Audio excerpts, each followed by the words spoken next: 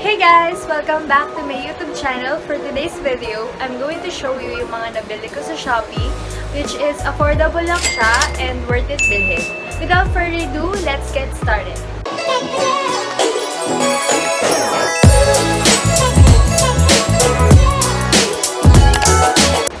So, ito guys yung una ko nabili sa Shopee. Cosmetic storage box siya. Tapos, 360-degree rotating makeup cosmetic. Then siya. Pwede siya lagyan ng mga skincare, makeup products, and kahit anong pwedeng accessories na pwede magkasya dito. So, open na natin siya guys. Lalagay ko siya sa description box. So, ito siya. Assemble na natin. Lagyan yung mga accessories nyo, yung mga basic skincare routine nyo. Kahit ano pwedeng ilagay dito. Basta yung kasha. So guys, ito na yung next. Nakikita nyo itong story nila. Prayer Mar.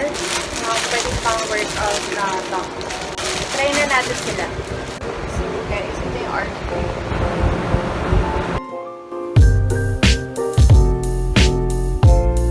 Free size din to.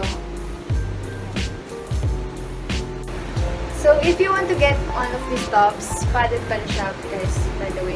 Ito siya. So, ito na yung susunod natin, guys, yung tight butterfly print crop top t-shirt. Ito siya. So, try na natin siya, guys. Pwede nyo siya i-tear na sa denim pants na high waist. So, mga sis, ito na yung pinakahintay ko. Color board ng Beauty Glazed. And recommended to ni Mila yun. So, Mila yung didn't buy this. So, nung dumating to sa akin, ano siya, nakalagay na Beauty Glazed. Thank you, card. Tapos, bumili rin ako sa kanila ng concealer. So, na, open na natin siya ng color board. Ayan.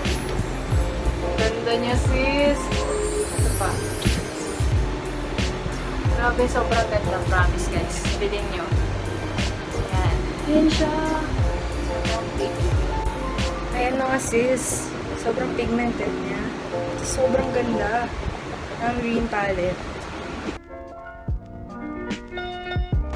Ito yung mga moms yung orange palette. Ito yung swatch ng blue palette. Ayan. So, ito na yung purple swatch. Siya guys. Ayan. Ito na yung mga swatches guys. From blue palette, orange, green, purple. Ayan siya. Ang ganda niya guys. Sobrang pigmented. So, mabibili niyo tong color board dito sa Beauty Glazed Shopee. So, yung next natin is from SACE Lady. Ayan siya. 200 pesos ko lang siya nabili. Tatlo. Isang eyeliner, pang kilay, tapos mascara.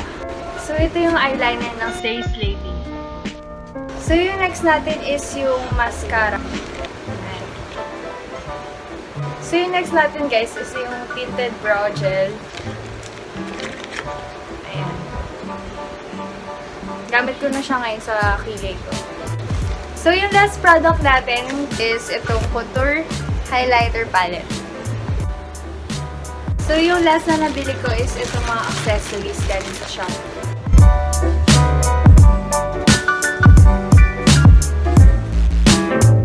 ₱30, isang ganito. Self-adhesive siya na 3D brick wall. Waterproof siya, tas 12 pieces yung binili ko. So, ito na yung last na ipapakita ko sa inyo. If gusto niyo ng mga satin na top, saka scarf sa ulo, ito siya. 90cm siya. Ayan. Dito niyo siya pang bibili. So, ilalagay ko sa description box yung mga nabili ko sa Shopee, yung Shopee links nila. Thank you for watching my Shopee haul video, guys. If you like this video, give me a thumbs up. Don't forget to subscribe me. And I'll see you on my next vlog. Bye!